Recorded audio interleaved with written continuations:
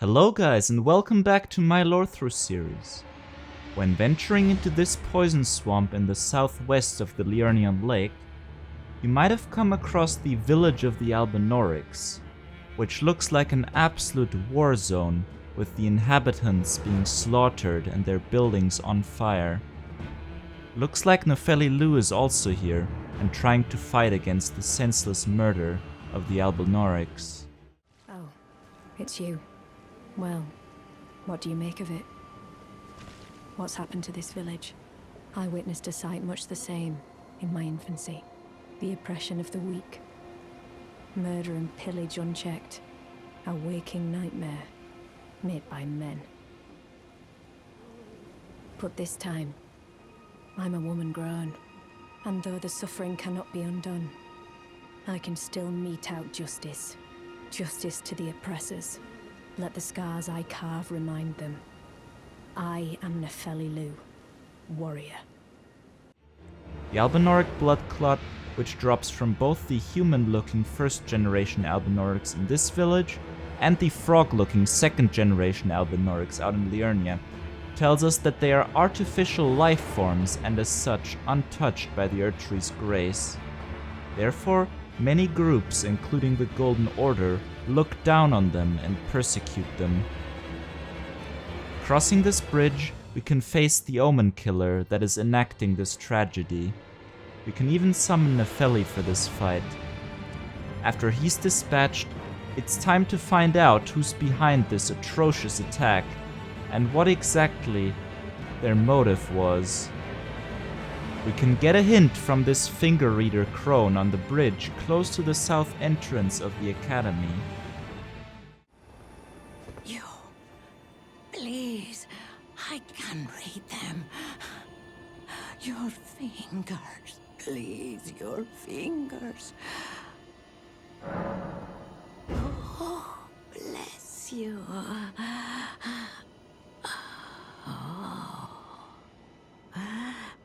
Miquella's favor can be yours. Slaughter, slaughter, slaughter. The all-hearing slaughtered. But alas, it was for naught.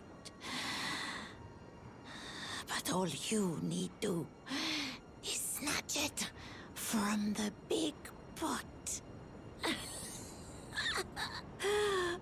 Pity the poor, poor fool.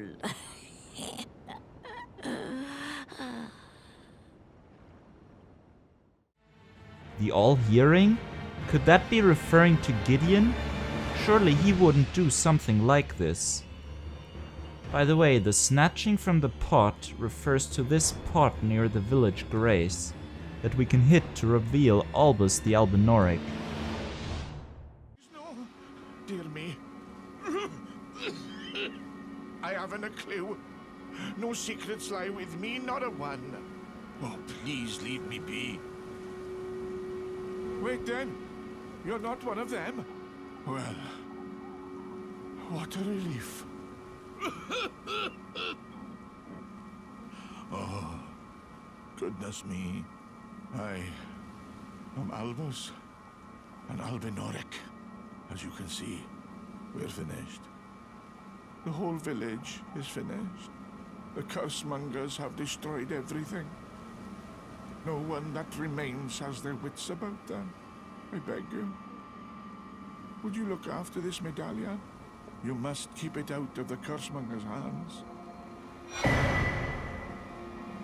And if you should meet the young Albinauric Latena, then please give it to her.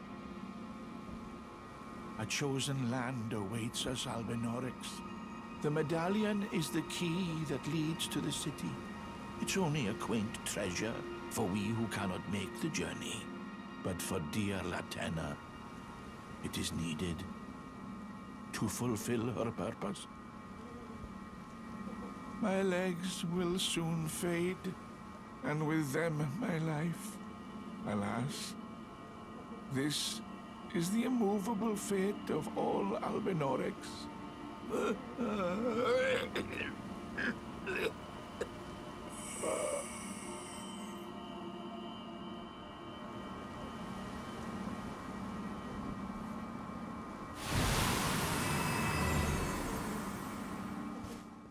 It seems Albinaurics were not built perfectly, and as such have an expiration date, which poor old Albus seems to have passed. Before his death, he entrusted us what the finger reader Crone called Miquella's favor, half of the secret medallion that will one day grant us access to Miquella's Halictree. He wants us to give it to the young Albinauric Latenna. Thinking about it, what the finger reader Crone said makes sense now. Gideon has told us he is accumulating knowledge to be all-knowing, so this medallion that would grant him access to Miquella's hidden Halictree must be extremely valuable for him. But that he would use such evil means to get his hands on it is quite shocking. I suppose in his mind the lives of those graceless Albinaurics just aren't worth that much. When we return to the Round Table Hall to confront Gideon, we are invaded by Ensha, Gideon's bodyguard. Is Gideon now having us killed as a last pathetic attempt to steal the medallion from us? After Ensha is dead, we can find Nefeli, who seems to be just as shocked as we are by the revelation that Gideon was behind the atrocity in the village, and needs time to think. Ah, you. Please, leave me be. It's pathetic, I know, but I need to think. Gideon himself gives us a rather weak apology for Ensha's attempt on our life. Oh, my apologies for that nasty business. Ensha got rather ahead of himself, it seems. As his master, I'd like to express my regret. But now, Ensha is slain and gone. Finished. Forevermore. Ah, yes. By way of apology, allow me to tender some advice in regard to the half of the secret medallion you possess.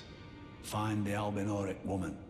She hides in a cave to the west of the Laskia ruins, which jut from the mist-shrouded lake of Liurnia. She knows the location of the medallion's counterpart, I'm sure. Sadly, we have no choice but to keep working together with him, since we still share the same goal of becoming Elden Lord. But he has lost a lot of our trust. At least he told us the whereabouts of Latenna, the young Albinauric that Albus told us to give the medallion to. Foul tarnished. What do you want? I told the all-hearing brute that I possess no such medallion. Or have you come to take more from me? Was my other half not enough?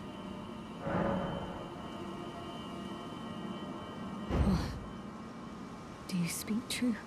So old Albus entrusted his medallion to you.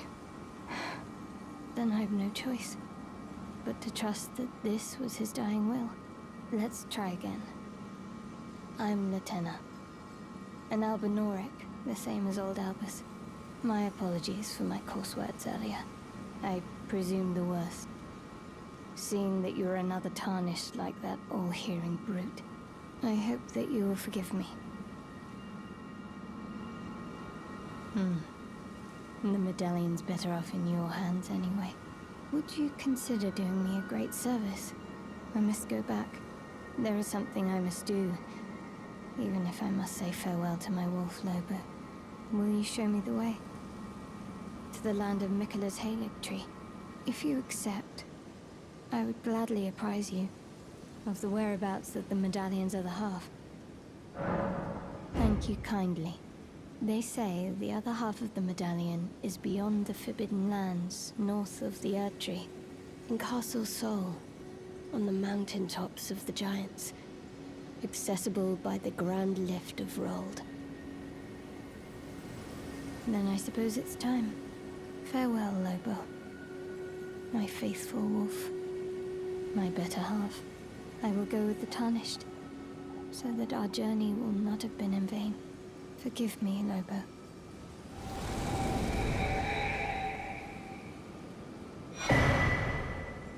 Call upon me when needed, and I will fight at your side. Since the legs of the first-gen Albinaurics don't work, they need a wolf so they can properly move around. Latenna seems to have developed a particularly close bond with hers, calling it her other half, and Gideon's foul inquisitors killed it. Because of this, she's now mobile and has no choice but to trust us to help her complete her mission. She tells us the other half of the medallion is in the Forbidden Lands north of the Erdtree, and then enters our service in spirit form. Ah, you've already heard. Indeed. It seemed the whelp harbored suspicions, so I had no further use for her.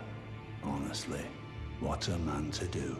A determined plebeian is more wicked than an omen horn, quite frankly. I suspect that's just what the Queen wants. A dose of ambition to incite the tarnished. It seems after all of this mess, he also cast out Nepheli. Let's check on her. So you know already, do you? Right. It's true. My father cast me out for indulging my emotions, forgetting the mission, punishment for offing his pawns. Lord Gideon has offered me guidance all my life. I would have done anything for him, to place him on the throne of Elden Lord. And yet though it was not my intent, I betrayed him. And I can no longer trust in Father. To think he'd order his men to enact such tragedy. Where is the justice he purports in that? He once told me that if he became Elden Lord, he would never allow the downtrodden to be cheated ever again. Was he simply lying to me? No. How could I say that? Father has always given me his guidance. And now, I've lost it. She's feeling the same things that we are feeling right now, but likely a lot worse, since she's been trusting in Gideon, not just a short while like we have, but her whole life. There is one final thing we can do to cheer Nepheli up, thankfully. If we head to the 4 belfries in the west of Liurnia of the Lakes, and use the key we find in the top belfry on the belfry just below it, we can travel back to the Chapel of Anticipation, where our journey first began, and take revenge on the grafted scion that first kicked our ass. On the rafters of the chapel that we first spawned in, we can find the Stormhawk King, which we can then give to Nepheli. Is that ash? I can smell the ancient storm in it. My thanks. I'll gladly take it. I'm not like Roderica. I don't feel the presence of spirits, let alone see them. Still, this ash, it reminds me of my first hawk. Thank you. In this ash, I can smell the ancient storm. It reminds me of my first hawk. And so, we end this episode, which puts everything we've been fighting for into question. Are we the good guys? Did Gideon just go a bit too far in his ambition? Or is he acting with bad intent? If the Fingers allowed Gideon to be leader of the Round Table, is there something wrong with them too? Perhaps we'll find answers to these questions at some point down the road. Thank you guys for watching. If you enjoyed this video, don't forget to like and subscribe, or leave a comment on how I could improve future videos. I'll see you guys next time when we reunite with an old friend. Goodbye.